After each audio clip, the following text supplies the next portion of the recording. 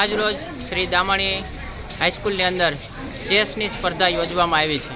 ખેલ મહાકુંભ 3.0 અંતર્ગત ચેસની અંદર બહોળી સંખ્યામાં અંડર 11થી 60 અપ સુધીના સ્પર્ધકો ભાઈઓ બહેનોએ એ ભાગ લીધો. 40 ઉપરના જે ભાઈઓ છે એમાં મેહુલભાઈ ત્રિવેદી છે એ ફર્સ્ટ આવેલા છે. બીજા જે કંઈ ઇવેન્ટો છે, વયજૂથ છે, એમાં હજી સ્પર્ધાઓ શરૂ છે.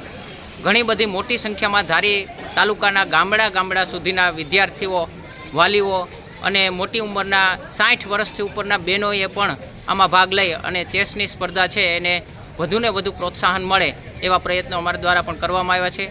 ખેલાડીઓ પણ ઉત્સાહપૂર્વક આ સ્પર્ધાની અંદર ભાગ લીધો છે.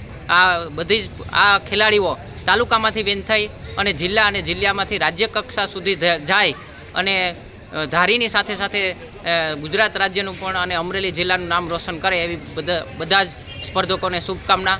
અને ખેલ મહાકુંભ છે એ અંતર્ગત જે ખેલાડીઓની અંદર ટેલેન્ટ રહેલું છે એ ખેલાડીઓ છે એ બહાર આવે છે.